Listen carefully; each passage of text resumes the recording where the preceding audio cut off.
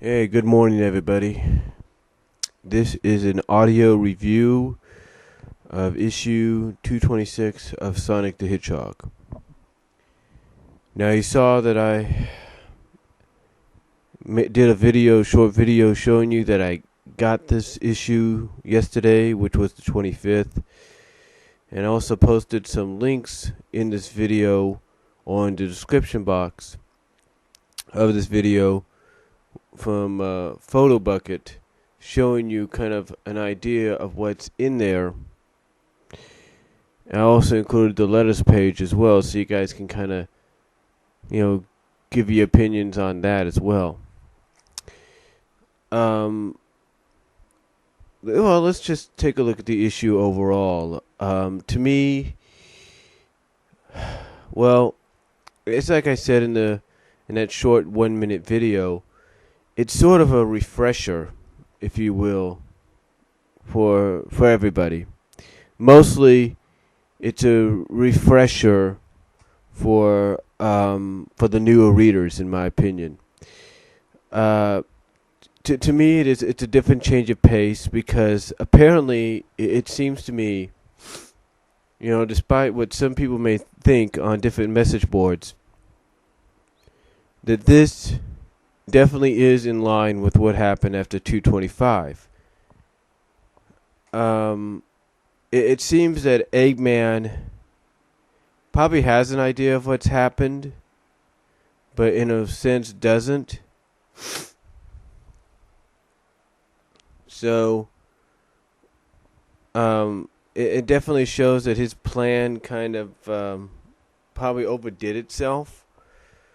But then they have this little off panel, which I guess also kind of is supposed to be like a hint of what's really going on, or a hint of what's going on, and it shows Eggman in his classic design, which it does throughout the story. And Eggman basically, from what I read in this off panel, basically his plan was to wipe the world clean so he doesn't have to deal with Sonic, but then finds out that his plan ended up including Sonic in it, as well as with Sally, that everybody, apparently, if you read the letters page, was not happy in how she was kind of offed, if you will, at the end of 225.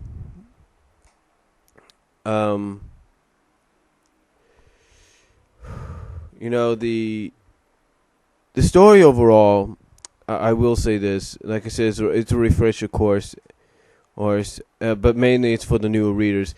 It does kind of have some elements.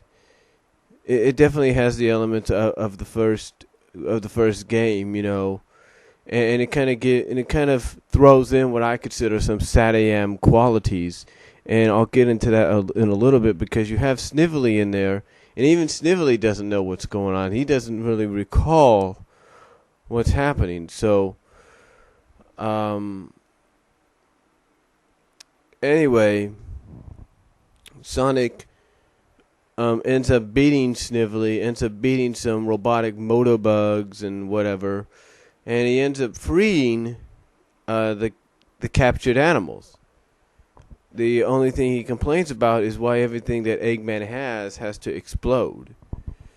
So after he destroys the robots, defeats Snively and all that, and opens the causes the capture pod to open up or explode, out comes all the Flickies and smaller animals, and then of course, as we see in the issue, on those sketch previews, out pops Sally, Antoine, and Rotor, or as he's known here, Boomer. So apparently this does kind of make everybody forget exactly what's really going on, of what's happened in the past, aka the present.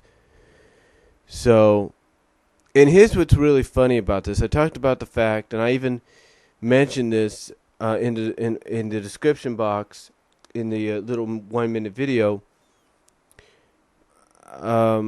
This has some SATAM qualities added mixed into it, because Antoine's name, when Sally introduces herself and Antoine and Rotor, aka Boomer, to Sonic, not really knowing right off the bat whether this, who Sonic is, but we start kind of getting an idea of what's really going on. Sally doesn't call Antoine de Coulet, like I said. She calls him Depatou. Basically, she says Antoine's last name is the last name he used in the cartoon series. So, to me, that kind of shows you there's a bit of Satyam quality to it. Anyway, Sonic goes on the mission along with them. After at first, Sonic, he really isn't into teaming with them that much because he feels they may slow him down. But when Sally says, "Hey, look, we already know a shortcut we already know a direct route to where you got to go, because we basically want to, stop Eggman from doing what he's doing." So, basically,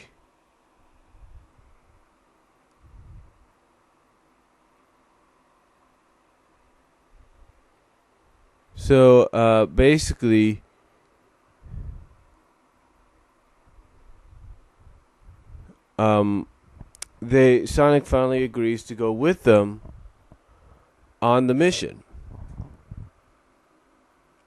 He decides to go with them on the mission. And I think one of the first places they encounter is a bat cave, basically. And this is kind of discovered by Antoine by accident. You see, basically Antoine... You see, this is the one thing that Ian did with the characters. He sort of, like they said, Genesis is sort of like a small reboot, a temporary reboot, a soft reboot, a reset. He made Antoine into a bit of a coward again. So, and again, this is also sort of a nod towards Sat AM, because if you remember in Sat AM, especially the first season, and I think this is one of my personal favorite episodes, Secret Scrolls. Antoine is nervous going down this tunnel that he and Bunny and Rotor and Sally are going down, and what happens is this little spider, if I remember right, just appears right in front of him, just strings down right in front of him, and scares him to the point that he by accident, discovers the way out. So, he kind of tries to take credit by saying something like, I always know what I am doing, or something like that. So, and that's basically what happens here. What happens is they're trying to fend off a group of caterpillars, which Sonic says he knows because it just came to him. And Antoine, not wanting to fight because he's, once again, the coward he was, ends up, just like I say, accidentally discovering the cave, I think, of bat bots or whatever they're called. And it's through this cave that, by discovering this cave, Antoine, it's like I said, by accidentally discovering this cave here,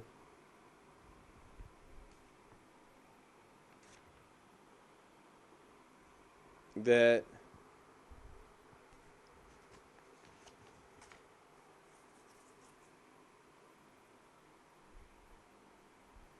he discovers all this. Basically Antoine gets scared because it's the bats and everything, so Sonic takes care of him. And then instead of thanking Sonic for doing that, she thanks Antoine because they would have never seen that ambush coming. And like I said, of course, just like in Secret Scrolls, Antoine kind of takes credit for saying, I do what I can.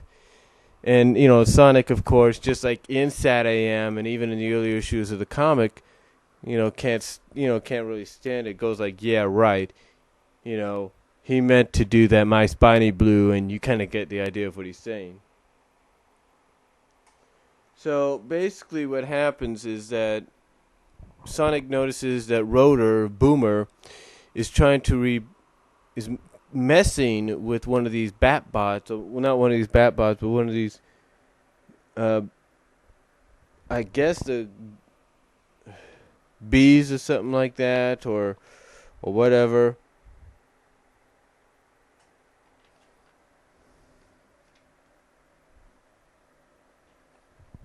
I think it's a bee. I can't even think of the name right now. It's one of those. It's supposed to be sort of like one of those sting bees in Heads or Tails, that episode, but it's purple, so I can't really think of it. But it's just one of those bee-like badniks. He's reprogramming. Rotor's reprogramming, but the only problem is they need to have an animal in it. Now this is a part which this leads to a part which a lot of people have complained about. Some feel is not really necessary. Some really don't mind. And that's the fact that Sally can speak to a flicky. She has to sing to a flicky. Now, as we all remember, okay, Sally's athletic. She's gymnastic. She's everything, that you would expect in a princess that's on the field, fighting for the freedom, with her planet and all that. And one thing we never knew, even in the show or even in the book overall, she never sang. She never spoke another language. So she ends up kind of doing what a lot of people feel is Snow White-ish, and that's singing to a flicky. So the flicky basically, in response, agrees to help them by going into this bee-like badnik to lead them towards wherever.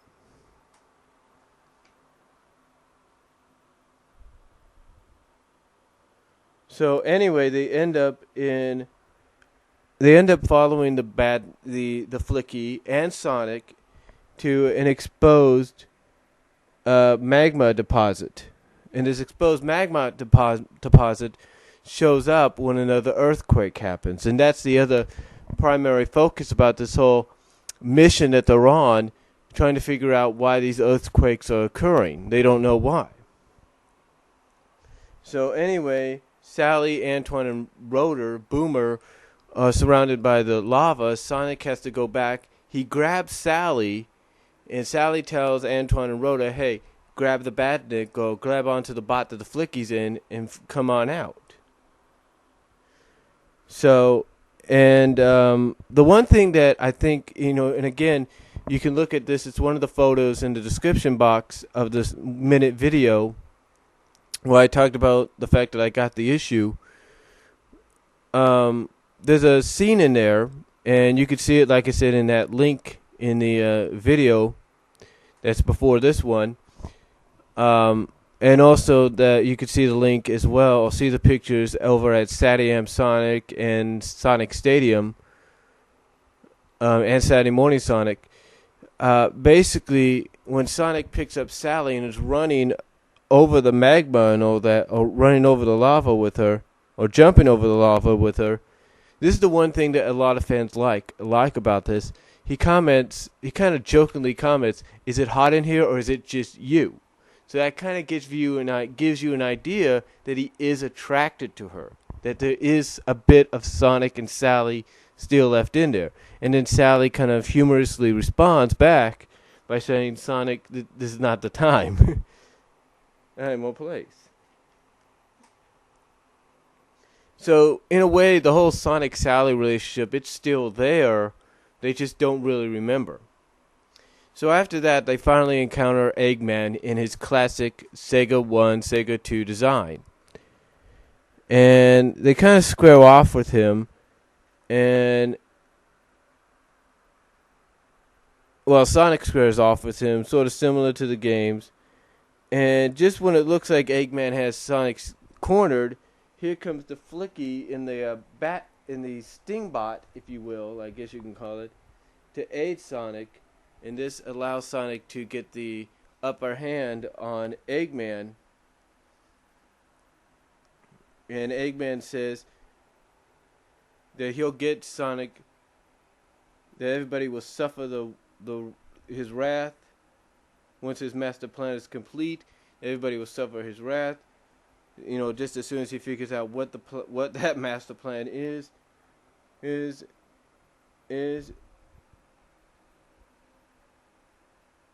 plan is just what is that Glorious Battle Station 4 and blah blah blah. And then you think Glorious Battle Station 4, you're thinking, what is he talking about? Glorious Battle Station, what does he mean? Because obviously, like I said, when Snively told him in 225 that the whole thing was going to affect them all, he really meant it. Because even Eggman barely remembers exactly what's going on.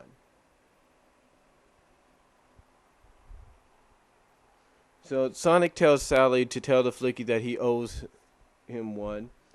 And she thanks him. She thanks the Flicky by speaking to it in its language, kissing it, and all that as well. So, and then they just end up going towards the next area, which I think is the Labyrinth Zone.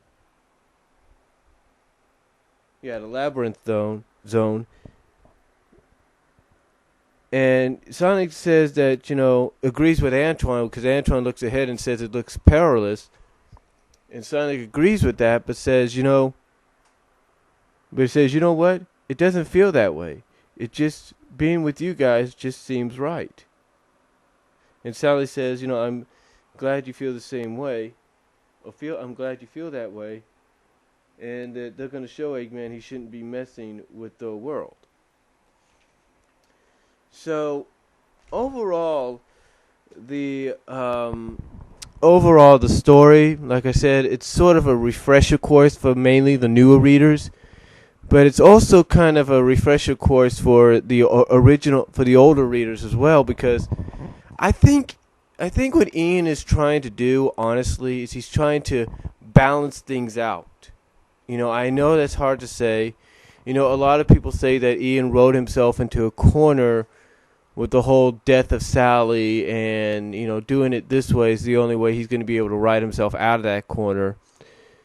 But to me, we'll just have to wait further on, because later on in the letters page, he and Paul are kind of teasing the people to send in the letters.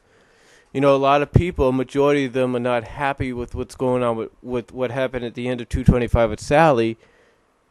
And one of the first things they say to one of those readers is, hey, after you read this issue, I hope you feel better, but I wouldn't hold my breath just yet, or breathe a sigh of relief just yet. Why? You'll see. That's one of the responses. Another response is they say, hang in there. One of the responses they give to another reader is, hang in there. The ride gets wilder from here. Another one is to another fan. They say, looks like you were onto something there, Christy. And then another one is, no, well, yes, well, no, not really, maybe a little. And that's basically somebody asking about a cast change. And that's their answer to the cast change deal, like, well, no, well, yes, well, no, not really, maybe a little. And then another one is, you, sir, are awesome, and yes, you should be ordering tons of stuff from the Sonic checklist at all times. And and the last one tells the person, stay tuned, you have my word that all will be revealed. So, and that last one doesn't have to do with Sally, has to do with Hershey. Has to do with Hershey, because that person even believes that Hershey's not dead. So, but again, all the other responses are kind of like throwing you off. And then, like I say, you take a look at the off panel, and it's Eggman basically saying, at last, with the world reset, he's free of Sonic. He sees Sonic on the screen, And then he says, well, at least I got that bothersome princess last issue. And then he sees her. So, and he's not happy. So basically, in the off panel, which is supposed to be, I guess, supposed to be like another hint, another clue, apparently Eggman's plan sort of backfired on him, even though in the story he doesn't realize it. That sort of backfired on him. So, again, it's sort of a refresher course, sort of a refreshing issue, if you will, for everybody, mainly for the newer readers. And to me, it's also a bit of a refresher course for the older readers like myself who grew up on the Saga cartoon, because there are some Saga elements in it. For one, like I said, you got Antoine's last name changed from Decula to Depedu, or whatever it's called in Saga. You got some other elements as well, all in there from Saga that's mixed in. And you know what's really unique about this too is when Sally introduces herself to Sonic in this story, and this is what's really going to catch some people by surprise if they've not read the issue yet, and I don't think anybody's really pointed this out. When Sally introduces herself to Sonic, she doesn't say, "Hi, I'm Sally Acorn, Princess of Mobius, daughter of King Maximilian Acorn." No, she just says, "Hi, my name is Sally Acorn." And that's it. Now, I don't know if he's going to use later on in the issues to reveal that she is the princess, but apparently right now she's not a princess. She's just Sally Acorn. So I don't know if maybe that's one of the fixes he's doing with his soft reboot. Maybe she's just going to be Sally Acorn now and not Princess Sally, which I don't think anybody would mind. Well, maybe they would because they're used to calling her Princess Sally and not Sally Acorn. But who knows? And again, like I said, there are some SatAM elements in there, mixed in as well. So again, to me, honestly, I think what Ian is doing is he's trying to, in my opinion, I think he's trying to mainly balance things out with the issue, with the overall comic and the readership. I think what he's trying to do, honestly, is he's trying to, like I've been saying, and I'm sorry if I'm repeating myself. I just got up and I'm trying to get ready for work. I work with my brother-in-law early in the morning.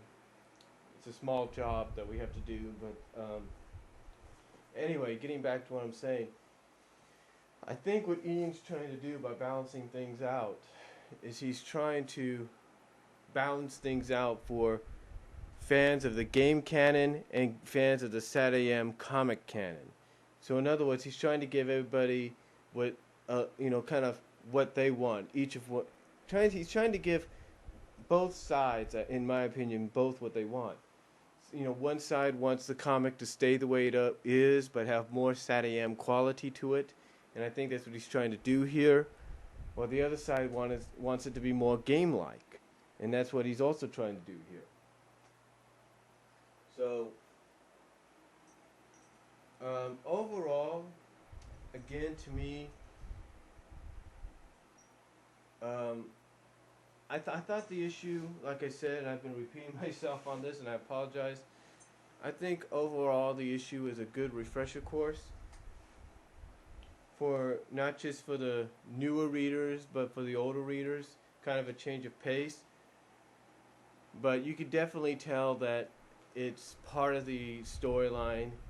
A lot of people may say, and they say this at some of the message boards like SatAM Sonic and Sonic Stadium and all that it's all part of the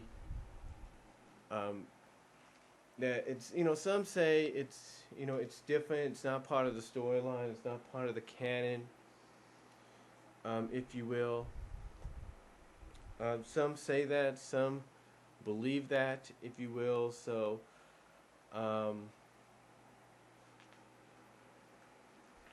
we'll just have to wait and see what happens. But to me, honestly, But to me, honestly, I think what Ian's trying to do here, starting with this issue, is he's trying his best to balance things out, try to give everybody what they want. Give the Sad AM fans and faithful of the cartoon series and the book something for them, while trying to give the game fans, while trying to give the game fans something that they want. So overall, it's not a bad issue. I'll give it maybe a 9. I'll give it a 8.5 out of 10. Not bad start to the whole thing, and we'll just have to wait and see what he's got planned later on. So that's just my review on it, audio-wise. I'm sorry it wasn't a video review. I'm trying to save my batteries and stuff, and I'm sorry this review wasn't up earlier. The reason being, again, if you want to know, check out my video list, check out my update on my channel list, and you'll see why. So I did a video on that where I update what's going on with my channel. So, but overall, 8.5 out of 10 on this issue, and that's all I'm going to say about it, and that's about it. And I hope you enjoyed this video, and I'll talk to y'all later.